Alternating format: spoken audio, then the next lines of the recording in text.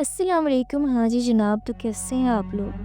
मैं उम्मीद करती हूँ आप सब खैर खैरियत से होंगे। मैं हूँ ईमान और मैं आपकी खिदमत में कहानियाँ लेके आती रहती हूँ। आज भी उसी गर्ज से आपकी खिदमत में हाजिर हूँ। कहानी को आखिर तक लाजमी सुनिएगा। ये कहानी जिसकी है उसी की ज़बानी आपकी खिदमत में पेश कर रही हूँ। मेरा नाम सरफराज अली है। मेरी उम्र 24 साल है और मैं सिंध के एक छोटे मगर पुराने गांव में पैदा हुआ। मेरा बचपन खेतों, दरख्तों, दरिया के किनारे और मिट्टी की गलियों में गुजरा। जिंदगी सादा थी मगर गांव के रस्म व रवाज, जात पात और मजहब के दायरे बड़े सख्त थे। आज जो बात मैं आपको सुनाने जा रहा हूँ, ये मेरे दिल का सबसे बड़ा बोझ है। बरसों तक मैंने ये राज किसी को नहीं बताया, क्योंकि मैं जानता था कि अगर सच खुल गया तो न सिर्फ मेरी जिंदगी बल्कि मेरी बीवी की जिंदगी भी खतरे में पड़ जाएगी। ये किस्सा मोहब्बत का है, मगर इस मोहब्बत के बीच में नफरत, जुल्म और एक ऐसी भटकती हुई रूह है जिसकी आहट हर साल 14 अगस्त की रात सुनाई देती है। हमारे गांव में हिंदू और मुसलमान अलग अलग बस्तियों में रहते थे। दोनों के बीच में एक दरिया बहता था जो सिर्फ पानी का नहीं बल्कि रस्म रवाज और अकीदों का फासला बनाता था। मुसलमान बस्ती में जिंदगी निस्बतन गरीब थी। लोग खेतों में काम करते, मवेशी पालते और छोटे मोटे कारोबार से गुजारा करते। दरिया के उस पार हिंदू बसते थे, जहाँ बड़े जमींदार और जमीनों के मालिक रहते थे। इनमें सबसे बड़ा नाम था राजेंद्र सिंह चौहान का, गांव का सबसे बाअसर शख्स, जो अपनी मर्जी से फैसले करता और जिसके हुक्म के आगे कोई जुबान नहीं खोलता था। मैं एक किसान का बेटा हूँ। खेतों में काम मेरा मामूल था। एक दिन दोपहर के वक्त मैं पानी लेने कुएं के पास गया। वह एक लड़की झुककर मटके में पानी भर रही थी। धूप में उसके बालों की लटें सुनहरी लग रही थी। वो थी पूजा देवी, राजेंद्र सिंह की बेटी। इसका लिबास हिंदू औरतों जैसा था, रंग बिरंगा।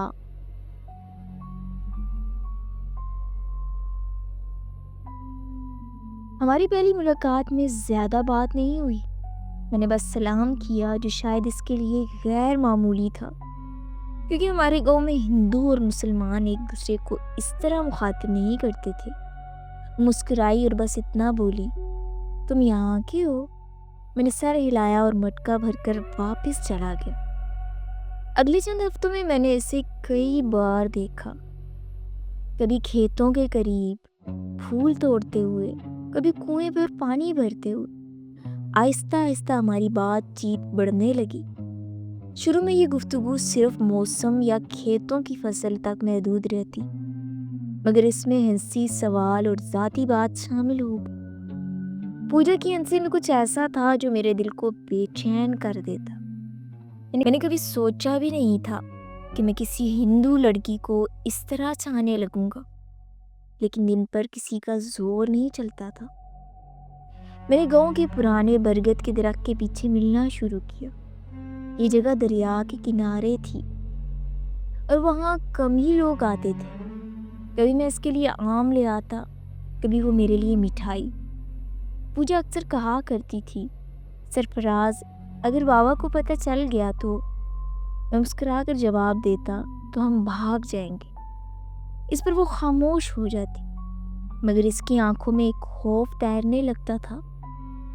पूजा का रवैया अचानक बदलने लगा।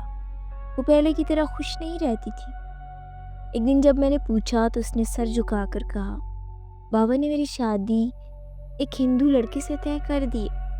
अगले महीने रसूमात शुरू होंगी। ये सुनकर मेरे पैरों तले जमीन निकल गई। मैंने फौरन कहा कि हम भाग जाएंगे, मगर उसने डरते डरते बताया कि गांव में हर तरफ बाबा के आदमी नजर रखते हैं। हमने तय किया कि 14 अगस्त की रात जब गांव जश्न आज़ादी में मसरूफ होगा, हम फरार हो जाएंगे। اگست ہمارے گاؤں میں بڑا دن ہوتا ہے. مسلمان بستی میں سبز جھنڈے، چراغاں اور 14 اور ڈھول بجتے تھے، جبکہ ہندوس بستی میں یہ دن زیادہ خاموشی سے گزرتا، مگر آتش بازی کا شوق سب کو تھا. ہم نے اسی ہنگامے کا فائدہ اٹھانے کا سوچا. اس دن پورے گاؤں میں گہما گہمی تھی. بچے ہاتھوں میں جھنڈیاں لے کر دوڑتے تھے.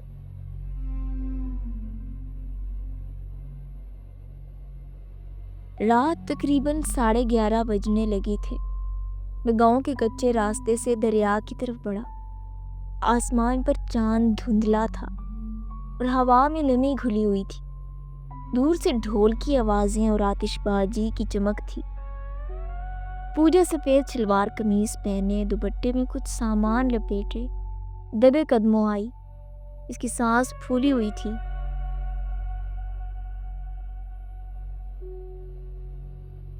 چلو سرفراز بابا کو خبر لگ گئی تو ہم ختم ہو جائیں گے. ہم نے جلدی سے دریا کے کنارے جانے والا راستہ پکڑا. یہ راستہ عام دنوں میں بھی سنسان رہتا تھا. گاؤں کے بزرگ کہا کرتے تھے کہ یہاں رات کو ایک سایہ پھرتا ہے. میں ان باتوں کو ہمیشہ مذاق سمجھتا، مگر اس رات جب ہم اس راستے پر قدم رکھ رہے تھے تو ہر پتا، ہر جھڑی اور ہر آواز ڈرونی لگ رہی تھی. دریا کے قریب پہنچتے ہی ہوا تھوڑی ٹھنڈی ہو گئی. فضا میں ایک عجیب سی خاموشی چھا گئی، جیسے جنگل سانس روک کر ہمیں دیکھ رہا ہو.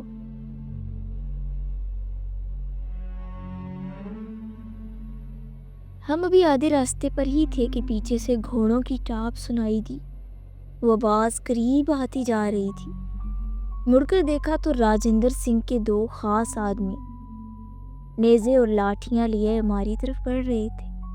تیز دوڑوں میں نے کہا، پوجا کے پاؤں کانپ رہے تھے مگر ہم دوڑنے لگے. گھوڑوں کی ٹاپ اور ہمارے قدموں کی آواز ایک دوسرے سے مقابلہ کر رہے تھے. دریا کے کنارے پہنچتے ہی اچانک دھند پھیل گئی. یہ دھند عام نہیں تھی، یہ گھنی، سرد اور نمدار تھی، جیسے کسی نے ہمارے گرد سفید دیوار کھڑی کر دی ہو. میں نے پوجا کا ہاتھ مضبوطی سے پکڑا. یہ کیا ہو رہا ہے؟ اس نے کانپتی آواز میں پوچھا. میں جواب دینے ہی والا تھا کہ ایک ہوا میں ایک سرد جھونکا آیا اور دھند کے اندر سے ایک دھندلا سا سایہ ابھرنے لگا. وہ سایہ آہستہ آہستہ ہمارے قریب آ رہا تھا. پہلے مجھے لگا شاید کوئی عورت ہے، لیکن جیسے جیسے وہ دھند کو چیرتی ہوئی آگے بڑھی میرا دل خوف سے سکڑتا گیا. اس کے کپڑے گیلے تھے، اس میں سے پانی ٹپک رہا تھا اور چہرہ اس قدر سفید کہ جیسے کسی نے خون ہی نچوڑ لیا تھا. آنکھیں سرخ مگر ان میں عجیب سی اداسی اور غصہ اکٹھا تھا. پوجا نے میرا ہاتھ مزید زور سے پکڑا اور ہکلاتے ہوئے بولی، یہ کون ہے؟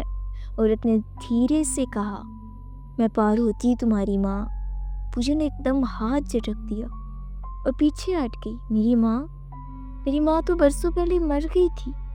پاروتی کی سانس بھاری تھی، جیسے وہ ہر لفظ بولنے میں تکلیف محسوس کر رہی ہو. ہاں، سب یہی سمجھتے ہیں، تمہیں جھوٹ بتایا گیا. وہ کچھ کہنے ہی والا تھا کہ اچانک گھوڑوں کی ٹاپ اور قریب آ گئی. پاروتی نے ان دونوں کو دیکھا اور جیسے ہی اس کی نظر ان پر جمی، ہوا ایک دم تیز چلنے لگی، درخت ہلنے لگے، پانی کی چھینٹیں ہمارے چہروں پر پڑنے لگی. رگھو نے کچھ کہنے کی کوشش کی مگر اس کی آواز طوفان میں دب گئی. پھر اچانک ایک چیخ سنائی دی. میں نے دیکھا کہ رگھو زمین پر گر چکا تھا اور اس کا جسم مڑ مڑ کر عجیب زاویے بنا رہا تھا، جیسے کوئی نظر نہ آنے والی طاقت اس کی ہڈیاں توڑ رہی ہو. رگھو اور موہن نے 2 راجندر سنگھ کے چہیتے تھے. موہن نے بھاگنے کی کوشش کی لیکن دھند سے نکلنے سے پہلے ہی وہ رک گیا، جیسے کسی نے اس کا گلا دبا دیا ہو. اس کی آنکھیں پھٹ کر باہر آنے کو تھیں اور چند لمحوں میں وہ بھی زمین پر ڈھیر ہو گیا. پوجا چیخنے ہی والی تھی کہ پاروتی نے اس کے کندھے پر ہاتھ رکھا. خاموش سنو، تمہیں سب سچ جاننا ہوگا۔ ہم تینوں دھند کے بیچ ایک پتھر پر بیٹھ گئے۔ پاروتی نے آسمان کی طرف دیکھا جیسے وہ یادوں میں کھو گئی ہو۔ میں راجندر سنگھ کی بیوی تھی، شادی مجبوری میں ہوئی تھی، دل کبھی اس کے ساتھ نہ لگا۔ پھر ایک دن میں نے ایک مسلمان لڑکے سے محبت کر لی، تمہارے سچے باپ سے۔ پوجا کا چہرہ زرد ہو گیا۔ ہاں پوجا، تم عادی مسلمان ہو۔ پاروتی کی آواز ٹوٹ گئی۔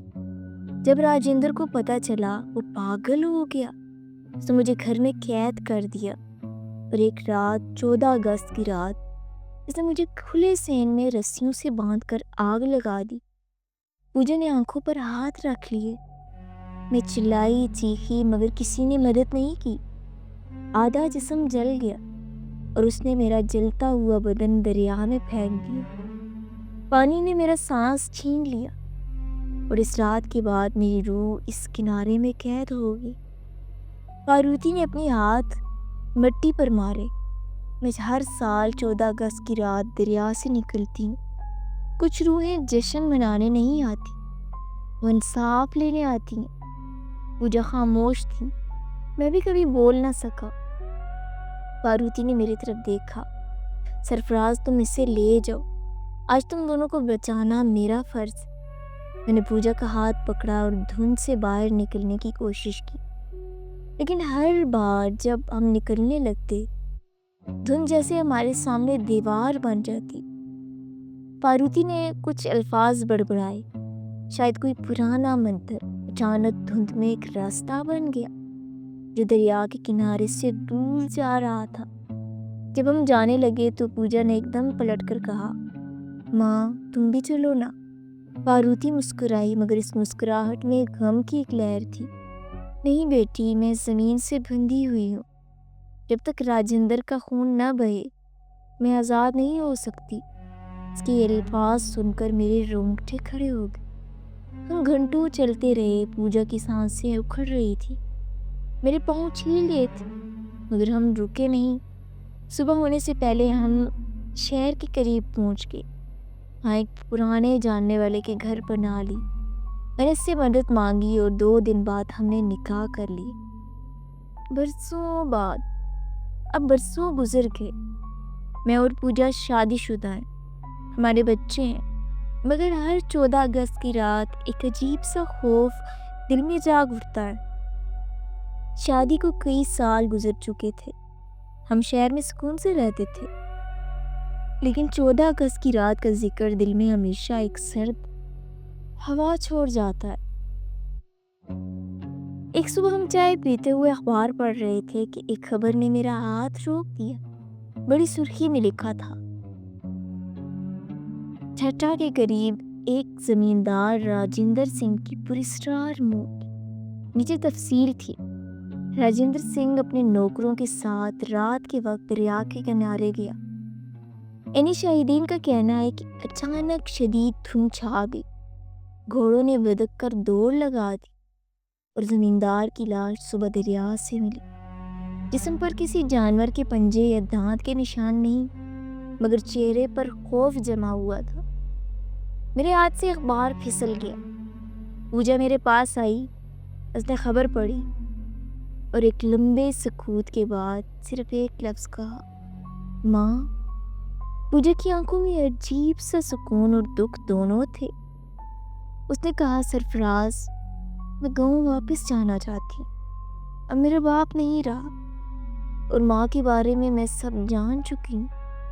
میرے دل میں ہلچل مچی، مگر میں جانتا تھا کہ یہ سفر ضروری ہے۔